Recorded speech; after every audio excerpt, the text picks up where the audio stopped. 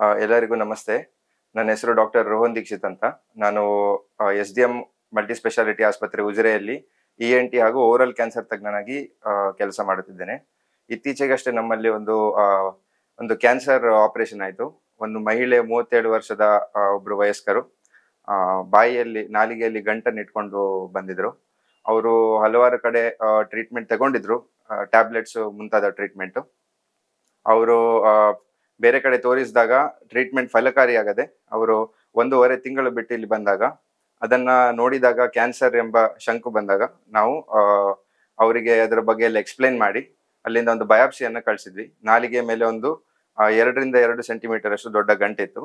So ಇದನ್ನ biopsy ಕಳಿಸಿದಾಗ ಅದು cancer positive ಅಂತ ಹೇಳಿ ಬಂದ ನಂತರ ನಾವು ಇದು ಪೇಷಂಟ್ ಪಾರ್ಟಿಗಳಿಗೆ ಇದನ್ನೆಲ್ಲ ಎಕ್ಸ್ಪ್ಲೈನ್ ಮಾಡಿ ನಂತರ ಅವರಿಗೆ ಕ್ಯಾನ್ಸರ್ ಬಗ್ಗೆ ಸ್ವಲ್ಪ ಮಾಹಿತಿಯನ್ನು ಕೊಟ್ಟು ಯಾವ ರೀತಿಯ ಟ್ರೀಟ್ಮೆಂಟ್ ಇರ್ತದೆ ಅಂತೆಲ್ಲ ಹೇಳಿದ ನಂತರ ಅವರು ಒಪ್ಪಿದ ನಂತರ ನಾವು ಅವರನ್ನು ಆಪರೇಷನ್ಗೆ ಮಾಡಬೇಕಾಯ್ತು. ಈ ಆಪರೇಷನ್ ಅಂತ ಹೇಳಿದ್ರೆ ನಾವು ರೈಟ್ ಹೆಮಿಗ್ಲಾಸೆಕ್ಟಮಿ ಅಂದ್ರೆ ರೈಟ್ ಹೆಮಿಗ್ಲಾಸೆಕ್ಟಮಿ ಅಂತ ಹೇಳಿದ್ರೆ ನಾಲಿಗೆಯ ಬಲಭಾಗದ ಒಂದು ಭಾಗವನ್ನ ನಾವು ಕಟ್ ಮಾಡ್ತೇವೆ. ಅದರಲ್ಲಿ ನಾಲಿಗೆಯ ಹೆಚ್ಚಿನ ಅಂಶ ಒಂದು 40% ಕಟ್ ಆಗಿರ್ತದೆ. ಸೊ ಇದನ್ನ ತೆಗೆದು ನಂತರ ಕ್ಯಾನ್ಸರ್ ಕುತ್ತಿಗೆಗೆ ಹರಡುವ ಸಾಧ್ಯತೆ ಸಹ ಇರ್ತದೆ. ಲಿಂಫ್ ನೋಡ್ ಎಂಬ ಗಂಟುಗಳು ಕುತ್ತಿಗೆಯಲ್ಲಿ ಇರ್ತದೆ. ಸೊ ಇಲ್ಲಿ ನಾಲಿಗೆಯಲ್ಲಿದ್ದ ಕ್ಯಾನ್ಸರ್ ಹೆಚ್ಚಾಗಿ ಓರಲ್ ಕ್ಯಾನ್ಸರ್ಗಳು ಕುತ್ತಿಗೆಯಲ್ಲಿ ಹರಡ್ತದೆ. ಸೊ ಅಂತ ಗಂಟನ್ನು ನಾವು ತೆಗಿಬೇಕಾಗ್ತದೆ. ಸೊ ಇದಕ್ಕೆ ನೆಕ್ ಡಿಸೆಕ್ಷನ್ ಅಂತ ಹೇಳಿ ಹೇಳ್ತಾರೆ. ಸೊ ಈ ನಾಲಿಗೆಯ ರಿಮೂವಲ್ ಒಟ್ಟಿಗೆ ನಾವು ನೆಕ್ ಡಿಸೆಕ್ಷನ್ ಸಹ ಮಾಡಿದ್ವಿ. ಈ ಸರ್ಜರಿ ಯಶಸ್ವಿಯಾಗಿ ನಡೀತು. ಆದ್ರೆ ಇದರಲ್ಲಿ ಒಂದಿದ್ದದಂತ ಹೇಳಿದ್ರೆ ಕುತ್ತಿಗೆಯಲ್ಲಿ ನಾಲಿಗೆಯಿಂದ ಕ್ಯಾನ್ಸರ್ ಕುತ್ತಿಗೆಗೆ ಹರಡಿತ್ತು ಹಾಗೂ ಅದು ಕುತ್ತಿಗೆಯಲ್ಲಿ ಇರುವಂತ ಮೇಜರ್ ವೆಸಲ್ಸ್ ಅಂತ ಹೇಳಿದ್ರೆ ರಕ್ತನಾಳಗಳನ್ನ ಸುತ್ತುವರೆದುಕೊಂಡಿತ್ತು. ಇದನ್ನ ನಾವು ಯಾವುದೇ ರಕ್ತನಾಳಗಳಿಗೆ ಡ್ಯಾಮೇಜ್ ಆಗದ ಹಾಗೆ ಅದನ್ನ ರಿಮೂವ್ ಮಾಡಿದ್ದೇವೆ. ಹಾಗೂ ನಾಲಿಗೆಯ ಭಾಗವನ್ನು ತೆಗೆದ ನಂತರ ಅದಕ್ಕೆ ರೀಕನ್ಸ್ಟ್ರಕ್ಷನ್ ಅಂತ ಮಾಡ್ಬೇಕಾಗ್ತದೆ. ರೀಕನ್ಸ್ಟ್ರಕ್ಷನ್ ಅಂತ ಹೇಳಿದ್ರೆ ಅದು ತೆಗೆದ ಭಾಗಕ್ಕೆ ನಾವು ತೊಡೆಯಿಂದವೋ ಅಥವಾ ಕೈಯಿಂದ ಚರ್ಮವನ್ನು ಹಾಗೂ ಮಾಂಸವನ್ನು ತೆಗೆದು ಅದಕ್ಕೆ ಜೋಡಿಸುವಂತದ್ದು. ಸೊ ಹಾಗೆ ಇದರಲ್ಲಿ ಒಬ್ಬರು ಪ್ಲಾಸ್ಟಿಕ್ ಸರ್ಜನ್ ಕೂಡ ನಮ್ಮಲ್ಲಿ ಇದ್ರು. ಅವರು ಕೈಯಿಂದ ಅಂದ್ರೆ ಎಡಗೈಯಿಂದ ಮಾಂಸವನ್ನು ತೆಗೆದು ನಾಲಿಗೆಗೆ ಸ್ಟಿಚ್ ಹಾಕಿದ್ದಾರೆ. ಹಾಗೂ ವೆಸಲ್ ಟು ವೆಸಲ್ ಅನಾಸ್ಟೋಮೋಸಿಸ್ ಅಂತ ಹೇಳಿದ್ರೆ ಕೈಯಿಂದ ಇದ್ದ ರಕ್ತನಾಳಗಳನ್ನ ಕುತ್ತಿಗೆಯಲ್ಲಿದ್ದ ರಕ್ತನಾಳಗಳಿಗೆ ಜೋಡಿಸಿ ಅದಕ್ಕೆ ಒಂದು ಬ್ಲಡ್ ಸಪ್ಲೈ ಬರೋ ತರ ಮಾಡಿದ್ದಾರೆ. ಹಾಗೂ ಇದೊಂದು ರೀತಿಯ ವಿಶೇಷ ಸರ್ಜರಿ. ಸೊ ಇದನ್ನ ಎಲ್ಲ ಯಶಸ್ವಿಯಾಗಿ ನಾವು ಮಾಡಿದ್ದೇವೆ. ಹಾಗೂ ಇದರ ನಂತರ ಪೇಷಂಟಿಗೆ ನಾವು ಕೀಮೋಥೆರಪಿ ಹಾಗೂ ರೇಡಿಯೇಷನ್ ಥೆರಪಿ ಎಂಬುದನ್ನು ಕೊಡ್ಬೇಕಾಗ್ತದೆ. ಯಾಕಂತ ಹೇಳಿದ್ರೆ ಕುತ್ತಿಗೆಗೆ ಅದು ತುಂಬಾ ಜಾಸ್ತಿ ಹರಡಿದ್ದು ಕ್ಯಾನ್ಸರ್ ಹಾಗೂ ರಕ್ತನಾಳಗಳನ್ನ ಮೇಜರ್ ವೆಸಲ್ಸ್ ಅನ್ನ ಅದು ಇನ್ವಾಲ್ವ್ ಮಾಡ್ತಿತ್ತು. ಸೊ ಇದರ ಬಗ್ಗೆ ಪೇಷಂಟಿಗೆ ನಾವು ಮಾಹಿತಿಯನ್ನು ಕೊಟ್ಟಿದ್ದೇವೆ. ಹಾಗೂ ಮುಂದಿನ ಟ್ರೀಟ್ಮೆಂಟ್ಗೋಸ್ಕರ ರೇಡಿಯೇಷನ್ ಹಾಗೂ ಕೀಮೋಥೆರಪಿ ತಗೊಳ್ಬೇಕಾಗ್ತದೆ.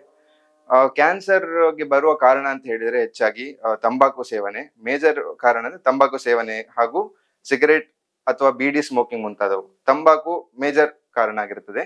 ಸೊ ಇದು ಎಷ್ಟು ಸಮಯ ಸೇವಿಸುವುದು ಅಂತ ಹೇಳಲಿಕ್ಕೆ ಆಗುದಿಲ್ಲ. ಯಾಕಂತ ಹೇಳಿದ್ರೆ ಅದು 1 ತಿಂಗಳು ಸೇವಿಸಿದ್ರು ಸಹ ಕ್ಯಾನ್ಸರ್ ಬರ್ಬೋದು ಅಥವಾ 10 ವರ್ಷ ಸೇವಿಸಿದ್ರು ಸಹ ಕ್ಯಾನ್ಸರ್ ಬರ್ಬೋದು. ಸೊ ಇವರು ಹೆಚ್ಚಾಗಿ ಒಂದು ಮಹಿಳೆ ಇದ್ದವರು ಬಹುಶಃ ಒಂದು 7 ವರ್ಷದಿಂದ ತಂಬಾಕು ಸೇವಿಸ್ತಿದ್ರು ಹಾಗೂ ಇತ್ತೀಚೆಗೆ ಬಿಟ್ಟಿದ್ರು ಕೂಡ. ಆದ್ರೂ ಕೂಡ ಅವರಿಗೆ ಬಲಗಡೆಯ ಭಾಗದ ನಾಲಿಗೆಯಲ್ಲಿ ಕ್ಯಾನ್ಸರ್ ಕಂಡು ಬಂದಿದ್ದು. ಸೊ ಹಾಗಾಗಿ ಇದರ ಬಗ್ಗೆ ಹೇಳ್ಬೇಕು ಅಂತ ಹೇಳಿದ್ರೆ ಯಾವ್ದಾದ್ರು ಬಾಯಿಯಲ್ಲಿ ಇರುವಂತ ಒಂದು ಹುಣ್ಣಾಗಲಿ ಅಥವಾ ಯಾವ್ದಾರ ಗಂಟಾಗಲಿ ಈ ರೀತಿ ಮುಂತಾದವು ಕಂಡು ಬಂದರೆ ಖಂಡಿತವಾಗಿ ನೀವು ವೈದ್ಯರ ಹತ್ರ ಬಂದು ತಪಾಸಣೆ ಮಾಡಿಸ್ಬೇಕಾಗ್ತದೆ. ಯಾಕಂತ ಹೇಳಿದ್ರೆ ಇದನ್ನು ಹಾಗೆ ಬಿಟ್ರೆ ಇದು ಕ್ಯಾನ್ಸರ್ ಇದ್ರೆ ಒಂದು ವೇಳೆ ಅದು ಬೇರೆ ಕಡೆ ಹರಡುವ ಸಾಧ್ಯತೆ ಇರ್ತದೆ. ಹಾಗೆ ಕ್ಯಾನ್ಸರ್ ಅಲ್ಲಿ ನಾವು ಬಹಳ ಮುಖ್ಯ ಅಂತ ಹೇಳಿದ್ರೆ ನಾವು ಅದಕ್ಕೆ ಆದಷ್ಟು ಬೇಗ ಟ್ರೀಟ್ಮೆಂಟ್ ಕೊಡ್ಬೇಕಾಗ್ತದೆ.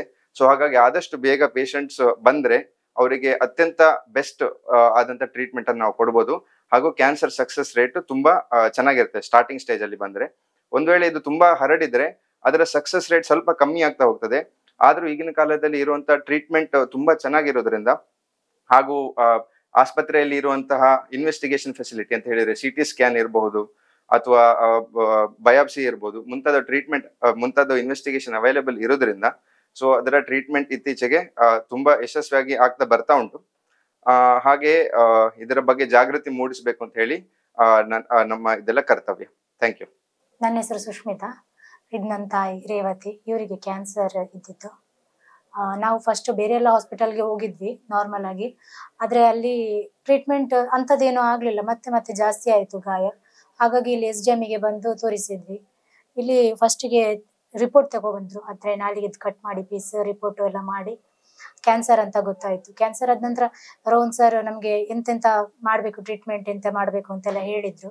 ಮತ್ತೆ ಟ್ರೀಟ್ಮೆಂಟ್ ಅಂದ್ರೆ ಅವರಿಗೆ ಫಸ್ಟ್ ನಾಲಿಗೆ ಆಪರೇಷನ್ ಆಗ್ಬೇಕು, ಮತ್ತೆ ಗಂಟ್ಲಲ್ಲಿ ಕೂಡ ಕ್ಯಾನ್ಸರ್ ಆಗಿದೆ ಅಂತ ಹೇಳಿದ್ರು. ಅಂದ್ರೆ ಗಂಟ್ಲಿಗೆ ನಾಲಿಗೆದು ಮತ್ತೆ ನಾಲಿಗೆಗೆ ಮತ್ತೆ ಗಂಟ್ಲಿಗೆ ಕೈದು ಪೀಸ್ ಇಡ್ಬೇಕು ಅಂತ ಹೇಳಿದ್ರು. ಮತ್ತೆ ಕೈಗೆ ಕಾಲಿದ್ದು ಸ್ವಲ್ಪ ಚರ್ಮವನ್ನು ತೆಗೆದು ಕೈಗಿಟ್ಟು ಆನಂತರ ಕೈದು ನಾಲಿಗೆಗೆ ಇಡ್ಬೇಕು ಅಂತ ಹೇಳಿದ್ರು. ಅದೆಲ್ಲ ಪ್ರೊಸೀಜರ್ ಮಾಡಿದ್ದಾರೆ. ಮತ್ತೆ ಬೇಗನೆ ಆಪರೇಷನ್ಸ್ ಎಲ್ಲ ಮಾಡಿದ್ರು. 28ಗೆ ನಮ್ಗೆ ಆಪರೇಷನ್ ಆಗಿತ್ತು. ಮತ್ತೆ 1 ವೀಕಲ್ಲಿ ಡಿಸ್ಚಾರ್ಜ್ ಕೂಡ ಮಾಡಿದ್ದಾರೆ. ಅಮೌಂಟ್ ಕೂಡ ನಮ್ಗೆ ತುಂಬಾ ಕಮ್ಮಿ ಇದ್ರಲ್ಲಿ ಅಮೌಂಟ್ ಅಲ್ಲಿ ಮಾಡಿ ಕೊಟ್ಟಿದ್ದಾರೆ. ಅಂದ್ರೆ ಡಾಕ್ಟರ್ಸ್ ಎಲ್ಲ ಚೆನ್ನಾಗಿ ರೆಸ್ಪಾನ್ಸ್ ಮಾಡಿದ್ದಾರೆ. ಒಂದ್ ಸರ್ ತುಂಬಾ ಹೆಲ್ಪ್ ಮಾಡಿದ್ದಾರೆ. ಮತ್ತೆ ನರ್ಸ್ಗಳು ಕೂಡ ಒಳ್ಳೆ ಟ್ರೀಟ್ಮೆಂಟ್ ಎಲ್ಲ ಕೊಟ್ಟಿದ್ದಾರೆ. ನರ್ಸ್ಗಳು ಕೂಡ ಒಳ್ಳೆ ಸಪೋರ್ಟ್ ಮಾಡಿದ್ದಾರೆ. ಮತ್ತೆ ಇಲ್ಲಿ ಬಂದಿದ್ದಾಗಿ ನಮಗೆ ಸ್ವಲ್ಪ ಅಮೌಂಟ್ ಕೂಡ ತುಂಬಾ ಕಮ್ಮಿ ಆಯಿತು. ತುಂಬಾ ಕಮ್ಮಿಯಲ್ಲೇ ಬೇಗ ಆಪರೇಷನ್ ಕೂಡ ಆಗಿದೆ. ರೋಹನ್ ಸರ್ ತುಂಬಾ ಹೆಲ್ಪ್ ಕೂಡ ಮಾಡಿದ್ದಾರೆ. ಅಮ್ಮನಿಗೆ ಆಪರೇಷನ್ ಟೈಮಲ್ಲಿ ಅವರಿಗೆ BP ಕೂಡ ಹೈ ಆದ ಟೈಮಲ್ಲಿ ಕೂಡ ತುಂಬಾ ಹೆಲ್ಪ್ ಮಾಡಿ. ಸತ್ಯ, ಸ್ಪಷ್ಟ, ನೇರ ಸುದ್ದಿಯೊಂದಿಗೆ U+ TV ಇದು ಹೊಸತನದ ಸಂಕಲನ.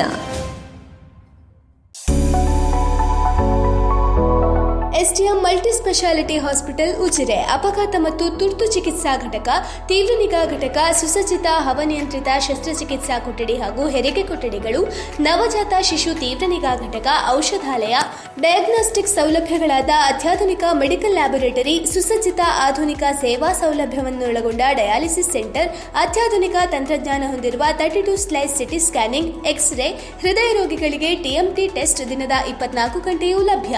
ಶ್ರೀ ಧರ್ಮಸ್ಥಳ ಮಂಜುನಾಥೇಶ್ವರ ಮಲ್ಟಿ ಸ್ಪೆಷಾಲಿಟಿ ಆಸ್ಪತ್ರೆ ಉಜಿರೆ. ಸಂಪರ್ಕಿಸಿ 08256295611 ಅಥವಾ 08256295616 ಅಥವಾ 7760397878.